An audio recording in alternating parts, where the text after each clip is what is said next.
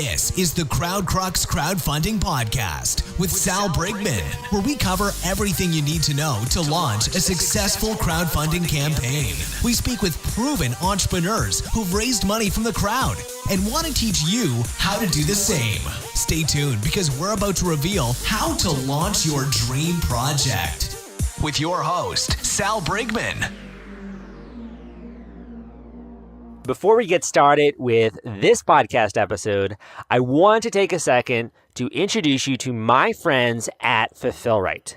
If you need help shipping out your Kickstarter or Indiegogo perks or rewards, Fulfillrite is the absolute best company for you. I've been working with them for a while and I can vouch for their services. They make it dead simple and take all of the headache out of shipping out all of those boxes, all of those orders to your backers and your customers. If you want to check them out, go to fulfillrite.com at FULFILLRITE.com. What up, crowdfunders? Salvador Briggman here. Hope you're having a great week thus far, and also you've taken a chance to dive into some of the other episodes I have out there on the Crowdfunding Demystified show. On this show, I bring on entrepreneurs, people who have been successful raising money with crowdfunding, doing things like a Kickstarter campaign, Indiegogo, equity crowdfunding, nonprofits, you name it. Really, my goal here is to get into the nitty-gritty of what's working right now when it comes to crowdfunding. So the strategies that they're using, the tactics that they're employing, all that kind of stuff that you guys can then copy and apply to your own campaigns. And I also think it says a lot because when I was first getting into the industry, 2012, I started with blogging. I was just sharing advice and tips on marketing, all that kind of stuff. I think there's a lot to be said about good education, good quality education. And that's one of the values that I have for my company is always putting that out. But at the same time, you have to see other people being successful in order for you to also realize that it's possible. You know, when you have someone come on the show and they've raised 6 or 7 figures on Kickstarter and you realize there's nothing special about them. They're just like you, going through these trials and tribulations and anxiety and having to quit their job or whatever it is. I think it really helps build your confidence. That's also my goal with this podcast. Before we get into the show today, I just want to say a little bit about equity crowdfunding. So if you're not familiar, equity crowdfunding, think of Kickstarter, but for equity. So this is when you're offering shares of your company rather than raising a bunch of money and then shipping out perks or rewards to your backers. You're actually raising money, and instead those people are becoming investors in your company. They'll experience profit if you ever sell the company or you do an IPO. They're really your investors and your evangelists, people that are also going to help spread the word about this cool new app that you have, this software startup, whatever type of business that you have. Equity crowdfunding is this new thing, particularly in the United States, that's been growing a lot. So I decided, in typical Sal fashion, I went out there and I feel like everyone that talks about equity crowdfunding, it really is coming from a very jargony, difficult to understand. These are the lawyers and the financial people who make as much money because they use expensive and fancy sounding words. And I hate that.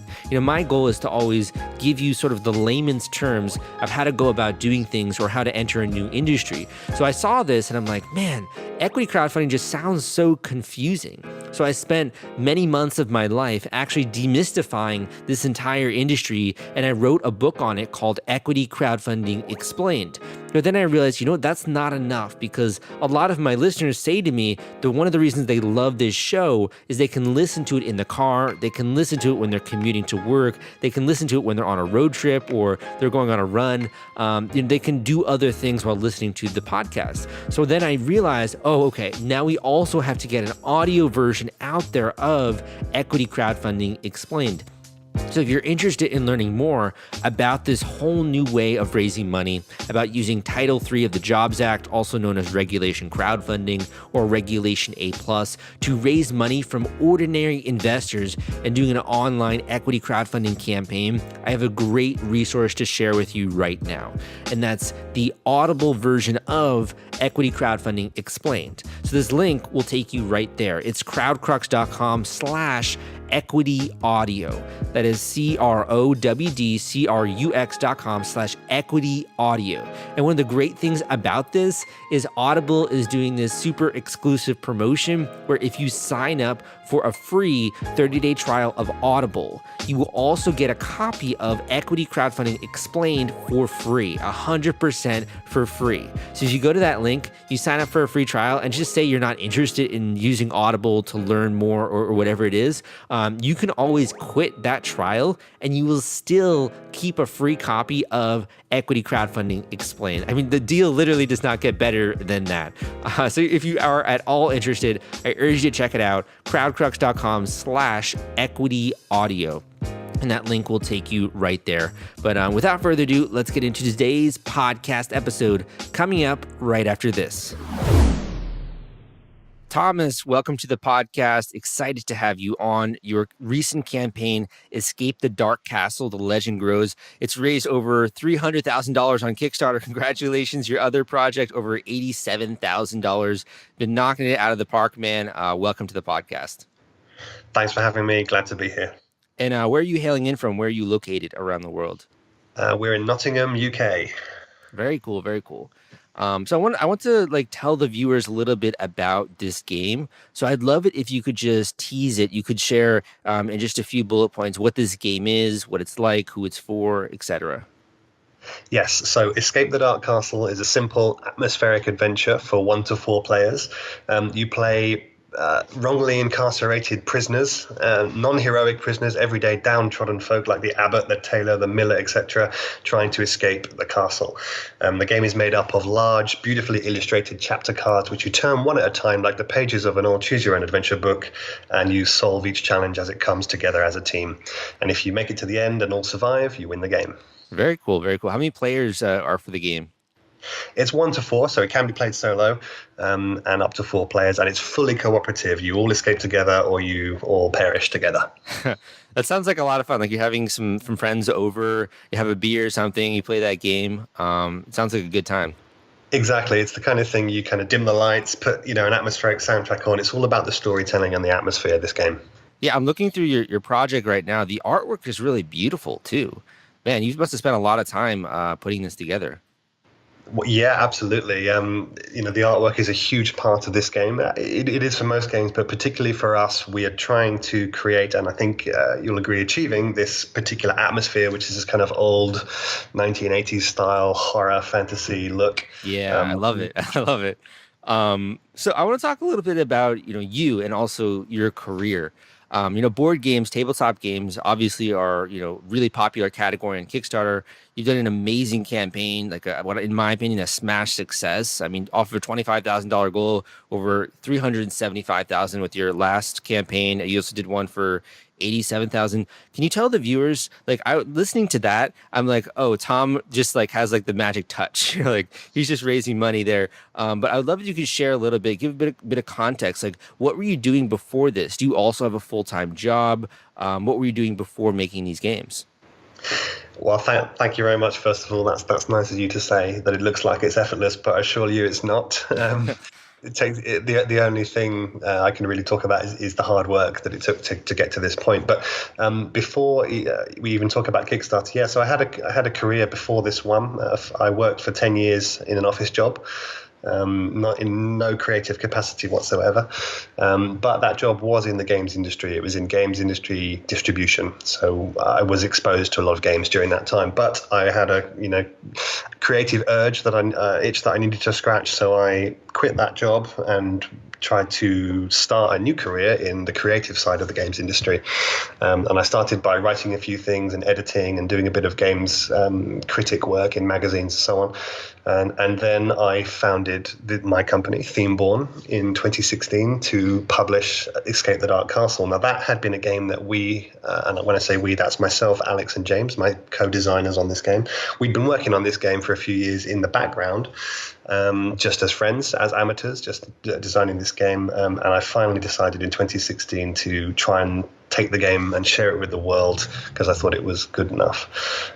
So yeah, there really was no background in publishing games at all, but we knew a lot about games from our hobbies and from my work. Yeah. I imagine that must have taken lots of guts to quit your job, to quit your office job, like a stable office job, and to sort of do this on your own. I also know, like in the UK, in Europe, it's a bit of a different culture, when it comes to like entrepreneurship and such. Can you talk a little bit about that? Like, what was it like to actually quit your job and do this? It was crazy. It was a huge step. That took it was years in the making, thinking about it for a long time before I actually had the courage to do it. And it was difficult. It was extremely difficult. We relocated to a different part of the country where life is cheaper and property and so on, so we could basically take huge risks. I didn't really make much money for about 2 years, just enough to get by. While I invested all my savings, everything I had, and all my time into finishing the development of this game and launching this company. So it was pretty hairy there for a couple of years. And the month that we launched this game on Kickstarter, by that point it had to work, or I was going to be in big trouble. Yeah. So I really put everything into it and took that big risk, and it was extremely nerve-wracking. Mm-hmm. Now, I can only imagine the emotions that you were going through, and also the things you had to do in order to actually make this, and also to quit your job. There's a lot of risk there involved. I think that the question, though, is like, why is it that you were so passionate about doing this? Because you did have a very nice, stable job. Like, what got to the breaking point where you're like, you know what, finally, I'm going to do this. I've been wanting to do this my entire life. What was that like breaking point? Yeah, it's a slow build. I think when I knew that I was a creative person. I was doing a lot of writing anyway in my free time and some game design with my friends, and I just knew that I wasn't satisfied by my office job. As it was a perfectly good job, as you say, and stable, but it just wasn't fulfilling me in my life. And I got to a certain age and realized that if I'm going to do something and really try and make my life what I want it to be, I need to do that now. So that had been building for years, and after 10 years, I think perhaps when you come to that number 10, it's a big landmark, and you think, well, what am I doing? And I just really thought, we'd had this game that we'd been developing for about 3 years in the background, and it was really good, and we'd got to a point with it where it wasn't getting any better each time we developed it. We'd kind of reached a point where this was finished, which is a rare thing when you're making something, to feel that it's finished. Yeah. So we had this finished game in the background. I was dissatisfied with my career, wanted to make a change, and I just thought, it's got to be now. I went for it. Totally. So Escape the Dark Castle, I urge everyone go and check it out on Kickstarter here. I'm looking through your first campaign last year. So your first campaign did £87,000. Congratulations. You hit your goal, I think, in the first 2-3 days there. That's right. So very quickly. Can you tell the listeners a little bit about what was it like launching this very first project? Like, did you have a strategy going out there? Was this people just kind of discovering your project? Like, where did these backers come from?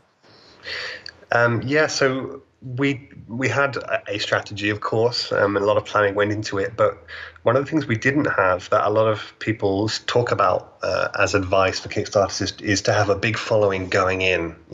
We didn't. I think we are proof that.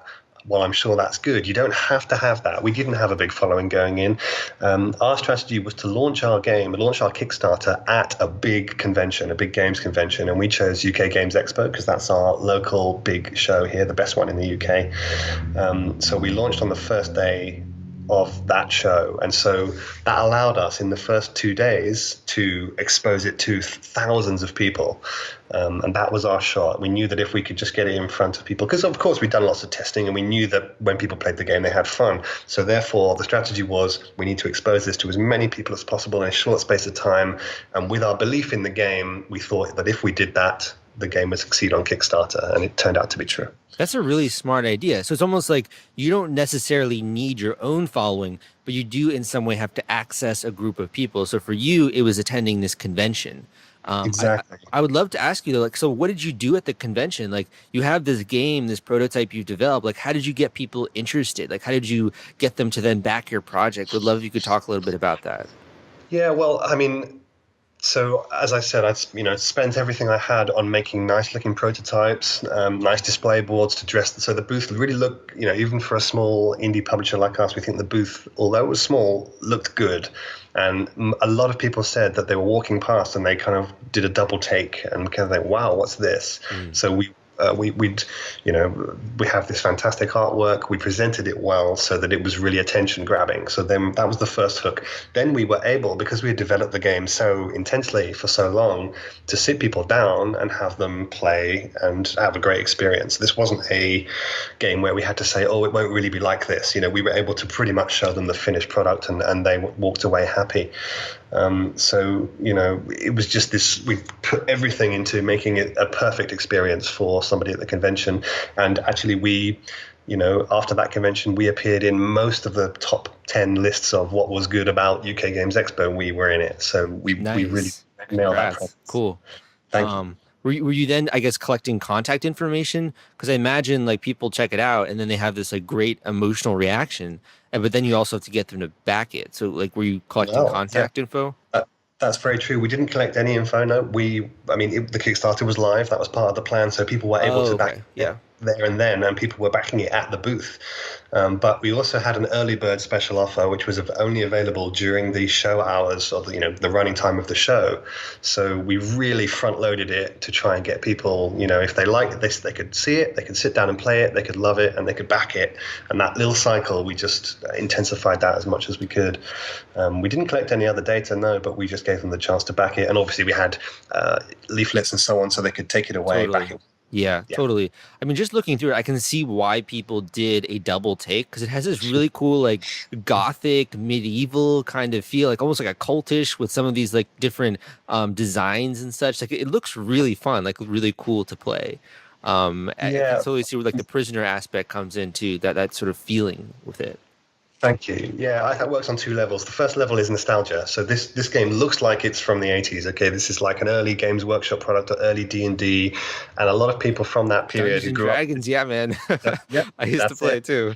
Yeah, so a lot of people who grew up playing that may trigger some kind of emotional, nostalgic connection for them when they see that. And and that's the first part. And then even if they weren't exposed to that kind of growing up, or if they're younger, they still see it, and it's very striking and stark. And you don't see games that look like this anymore. And that's part of the reason we went for this style. It's a perfectly valid style that's just people stop making it for some reason, and we want to bring it back. I had to interrupt this podcast episode because I want to introduce you to my friends at The Gadget Flow. Their product discovery platform reaches 22 million people per month. They've helped more than 5,000 crowdfunding campaigns thus far, and they have a social media following of more than 700,000 followers. If you want to gain access to their marketplace and list your own product, you can go to thegadgetflow.com/submit and list your project today. I do have a few questions about your recent project, but before we get to that, I was just kind of curious. So I was looking through your Kicktrack stats, and I noticed that in the last 4 days of your first project, man, your funding meter shot up. You got lots and lots of pledges in the last 4 days. Where did all that come from? It's difficult to say. There's a strange alchemy going on behind the scenes that we try to track and monitor, but it's not always possible to have complete visibility. We did save a little bit of budget to do a bit of advertising, and we were pushing hard and doing small local events. And on top of that, you just get, when it comes to the last sort of 48 hours of a project, you're really able to push the message home and say, this is the last chance to back this excellent project. And one of the things we do is we really believe in what the spirit of Kickstarter is about. And we run our campaign for the dates that we run it for, and there are no late pledges. So I think that intensifies your campaign period, especially in the last few days, because it is the last chance to get in on the Kickstarter. I think that really motivates people in those final days. So I want to ask you a bit of a sticky question here, because I know that we always talk about financial raises on this podcast. We talk about people raising money. You've been great here. When it comes to what happens after that, shipping. having to ship out all of these perks, all of these rewards that you've promised people. Yeah. One of the things that you sent to me before we did the show was you don't want to get your shipping wrong. Like that was one of the big takeaways you had from this. Why did you say that? I think it's a common pitfall, which we were able to avoid. But I mean, to give you an idea, if you're someone who's maybe thinking about running a Kickstarter or you even have a campaign live now, our production bill with the factories that made all of our products was pretty much equal to our shipping fulfillment bill. Okay, so that gives you an idea of how large a chunk of your project it will absorb. It costs as much to make the game as it does to get it into the hands of backers, which is a huge percentage. Mm-hmm. So I guess you would look at Kickstarter. I mean, you're starting this entirely new company. You put all of your savings, everything into the project, into the great prototypes. It looks amazing. And then you'll have a big chunk of this just fulfilling the rewards. Is it that after launching this campaign, this is sort of like your launching off point? Like now you can release more games and now you have a following, and even your next project was even bigger. That's exactly right. And I think that feeds into what I was saying about the spirit of Kickstarter. You don't do a Kickstarter, in my opinion, to make profit and walk away with loads of money at the end. We did our Kickstarter to launch the game and launch the company. Pretty much all of that money's gone straight back in to allow us to do a range of expansions, set up our studio, and just be a company now that makes games. And that's very much how it went. We didn't clear much on that first Kickstarter, but we're now here a year later in the position to be able to have a second success, and it will build from there.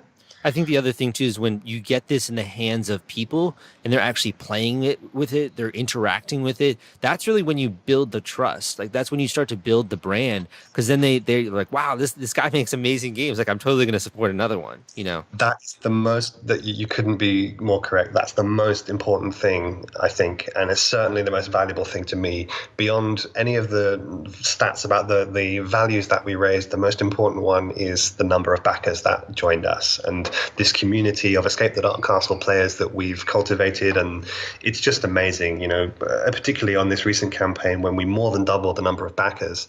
And we've just got this growing base of people who love the game and help each other out, answer each other's questions, and it just perpetuates. And I'm so proud of that. And that's something that we really are all about, the community. How is the legend grows? How is this different from your first project, Escape the Dark Castle? Is this an expansion? Can you go a little bit into that? Yeah, sure. So this second project was primarily to fund 3 new expansions for Escape the Dark Castle. In the first campaign, we released the main game and our first expansion. We call our expansions adventure packs. So we released Adventure Pack 1. It's called Cult of the Death Knight.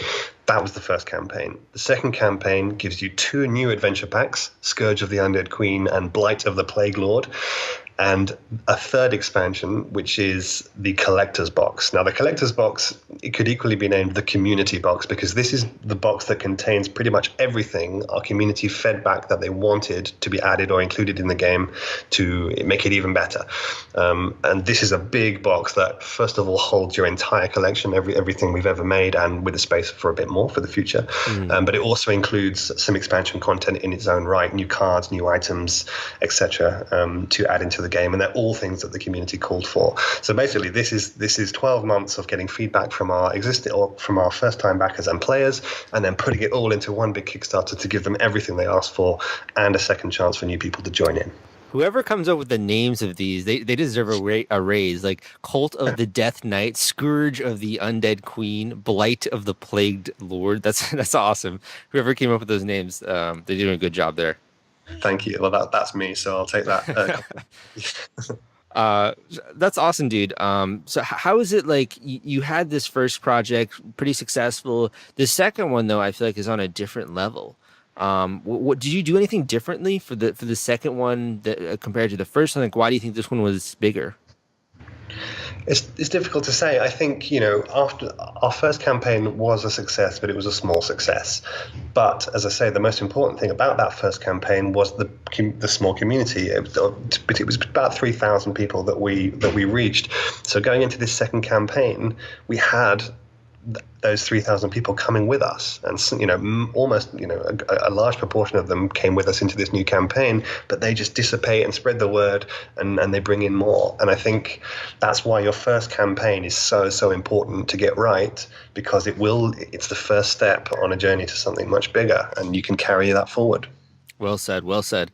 All about those relationships. And I would also like to ask you, in doing this process, we started this interview talking about you in an office job and sort of having this dream to maybe one day be a bit more creative, to put your work out there into the world, to have people actually use it. And that's very different from what I assume your job was then. And to sort of use these creative juices that were sort of previously, not really being used. What does it feel like now to be able to do that? To be able to do that with these two different projects, and now have, the last one, I think it was nearly 4,000, over 4,000 backers that have supported it. What does that feel like now? Love if you just talk a bit about that. It's unbelievable. I still don't think it's really sunk in what I do for a living now, and hopefully will do for many years to come. But like you said, we come up with these names for things, and I do a lot of the writing, and we have all these cool things we design for the game. And one of the things that really brings it home in such a joyous way is when you see on a forum or somewhere else players talking about these crazy things that you invented. And they're talking about them completely deadpan, like they're real, and of course they are. But it's something that I just made up. So it's really fun and amazing when they latch onto that, and it just becomes a new part of their vocabulary. It's mind blowing. That's really neat. I'm speaking to the crowdfunders in the audience who have already launched a Kickstarter campaign, or have actually even successfully run a campaign. And the reason is, I think you will understand this pain point most. And that is, when you finally do raise money on Kickstarter or Indiegogo, the hardest part is not collecting the cash. The hardest part is shipping out all of those perks and rewards to your backers. It is a nightmare, my friends. It's a lot of spreadsheets, it's a lot of headache, and it's a lot of stress. That's why I recommend BackerKit. If you have not heard of BackerKit, they help you collect surveys, they help you collect data, and the entire fulfillment process is just so much easier and so many less spreadsheets when you use their software. You can check them out at backerkit.com and use CrowdCrux for a special discount. I want to talk about the actual promotion of the project, because I'm looking here at the second project. You have lots of reviews of the Dark Castle. I mean, you have ones like on Zatsu Games, a bunch of these different blogs, and you also have like some of the podcasts that have reviewed it. It looks like. Yeah. How did you go about getting that? Was that all organic, or were you like actively reaching out to sort of get attention to it? Oh yeah. So again, just to spin this into some advice slightly, there are far too many games and far too many games reviewers for this to be organic. So a huge part of what I was doing in the lead up to this campaign was reaching out in a very personal way to as many games critics and blogs and reviewers and podcasts as I possibly could, sending them all games for free, posting them around the world at my cost. Again, you've really got to invest in all this stuff. And then they would may or may not review them. You never know. You send the game, you have a nice conversation, and you cross your fingers that a nice article appears. And they may not. They may love it. Give you a great review. You don't know. You just have to wait and see. And we are fortunate that we have about 30 reviews, something like that, in various forms, maybe more that I haven't seen, and I think all but 2, so about 28 or so, are positive or very positive. So we know we're onto something here. So to break this down in a few tangible steps, number one, going out there to conventions, really getting people to see the game. That's a big sort of lever in your success there. Number two, sending out the game to people to review. Were you doing anything else in the way of promotion? Like, were you doing Facebook ads? Did you use any promotional services? Anything else like that? Yeah, we did a little bit of Facebook advertising, but again, we don't have a huge budget for this kind of stuff, so we're talking about a few £100s here and there, but it's about what the adverts say, how you use them. We also did some promotions. We offered, again, giveaway.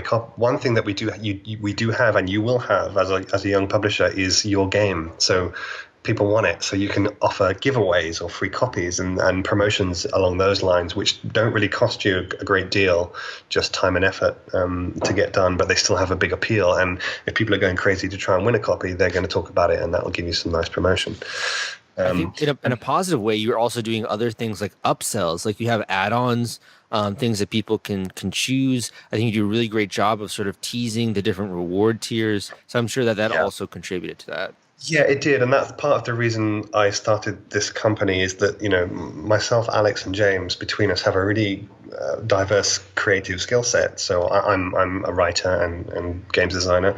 Alex did all of the artwork for the game, and he also composed the atmospheric soundtrack, which you can buy. Since you talk about add-ons, James, again, was co-designer, but he also directed I don't know if you've seen it, but we made a 1980s style VHS TV trailer. Very much in the style of the Hero Quest trailer original, and people should check that out because it's really cool. But so we were able to offer short stories, soundtracks, all these extra things that really just build out the game world and heighten the experience for players. They're all optional, but if people want them, they're available. So I think having this range again is really appealing to people, and it supports your community, giving them what they want. That is so smart, man. Do you have any advices where people can learn more about crowdfunding or about the launch process? Were you learning from other board game projects or forums, or where were you learning about this? I can't think of any one resource. Just do your research. But one thing I would say is all of this information, I haven't said anything special or anything that nobody else knows. It's all of this information is out there. All of these processes out there. You can, people can ask me if they want to ask me, or find a project that was successful, contact the creator. Most of us are very happy to share what little we know and try and improve the games industry through what we do. And when it comes to things like planning the campaign and working out your shipping costs, a lot of people think about it and they think of those areas as slightly mysterious. They're not. All of the information is there. You can crunch the numbers, work things out, make your own projections, demystify all of that stuff. It's all available for you to get a good handle on and take away the mystery. Well said. Yeah.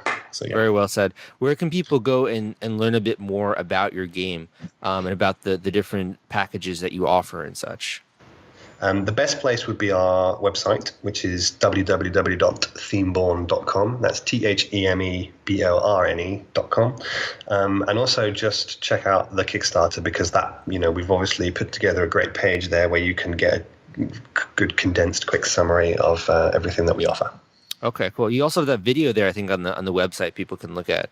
The video's on the website. Yeah, the trailer's on the website. It's on YouTube as well, and it's on our Facebook, actually. Facebook is something I would like to say. Really come and like our Facebook page, get in touch with us there. It's a place where we do announce a lot of the new stuff first, and we have some great chats going on with members of the community there, so please join in.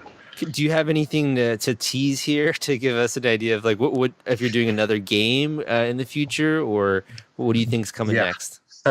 I'm not sure. Well, one thing to say is what a lot of people don't realize, and that's because we purposefully haven't marketed it this way yet, for various reasons. But Escape the Dark Castle is the first game in the Escape the Dark series. So Escape the Dark TM is our game system that we've created here, and Castle is the first game in the Escape the Dark series. So you can look forward to more games in the Escape the Dark series in future. Cool.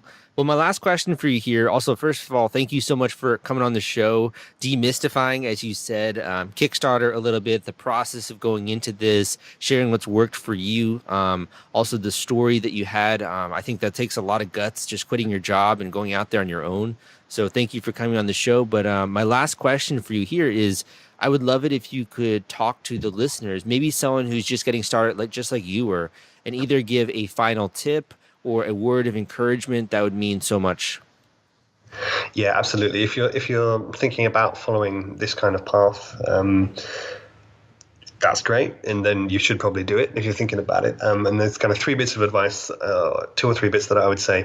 The first one is that there's no rush. It took me a long time to make this move, so there's no rush. Take your time and do it right, do it properly.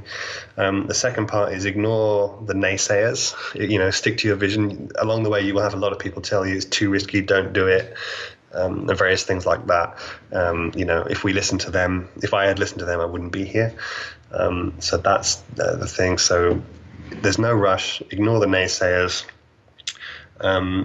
And yeah, actually, in fact, let's keep it there. Those are the 2 points. Yeah. Just go with your instinct, and take your time, do it right. Awesome. Well said. Thank you so much for coming on the show, sharing all this great information, and we'll have to have you back. Thanks a lot. It was great, and always happy to come back. Thank you for listening to this episode of the Crowdfunding Demystified Podcast.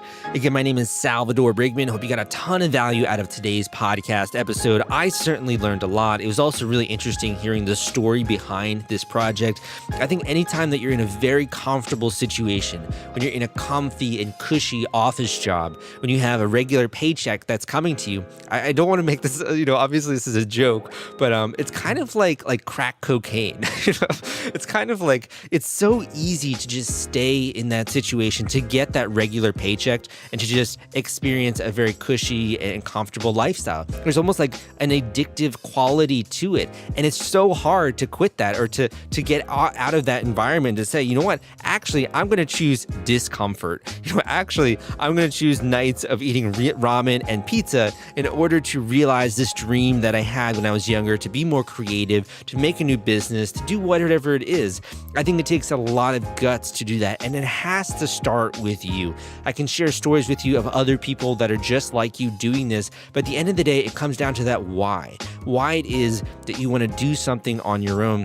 And while, yes, you can have a very ordinary life, you can have a great family, you can have a very well, steady paying job, something that's secure, something that's not going to leave too much question marks or uncertainty in the future, that's a really freaking boring life.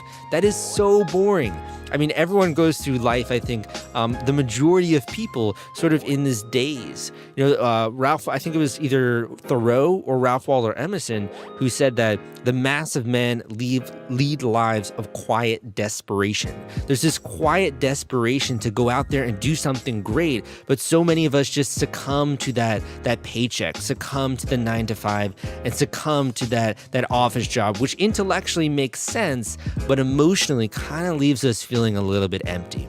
So if you're interested in taking the first step in actually breaking through and discovering a whole new way to get funding, to get investors, and also get a bunch of early adopter evangelist customers, people that are going to spread the word about your project, I urge you, go and check out and learn more about equity crowdfunding. This is something that is blowing up in the States right now. It's gone really well with Crowdcube and Seeders in the UK. And I think we're going to see a lot more companies doing this in the next few years. And that's one of the reasons why I decided to write the book, Equity Crowdfunding Explained, because I think there has to be a pillar of good information, good quality education out there for you. That's my goal, of course, with this show and also with the book, is to share that education with you and also share how you can do this very simply. So if you're interested in the Audible version of Equity Crowdfunding Explained, all you got to do is go to this link that I'm about to mention. That link is crowdcrux.com/equity-audio. That's crowdcrux.com/equity-audio. And when you go to that link, you'll be taken to Audible. And of course, if you want to, you can grab a copy right there. But also, Audible has this new exclusive promotion that they're doing where if you sign up for a free 30-day trial of Audible, you will also get a free copy of Equity Crowdfunding Explained. And the cool thing about this also is if you want to, you could literally quit that free trial a week into it or 2 weeks into it. You're not interested in regularly buying audiobooks, that's fine. You will still be able to keep a copy of Equity Crowdfunding Explained, even if you quit the free trial. So it's a no-brainer. I mean, you're getting a free audiobook. You also get to test out Audible, listen to some other books there. I love learning, particularly in the audio format. That's why I love podcasts, etc. So you can go to that link, crowdcrux.com/equity-audio, grab a free copy of Equity Crowdfunding Explained. Would love a rating and review when you do that, so I know what you think of the book. I put a lot of energy and effort into that. But without further ado, go and check out some of the other episodes I have out here on the show. Lots of great free content. I hope you enjoyed today's podcast episode, and I will see you next time.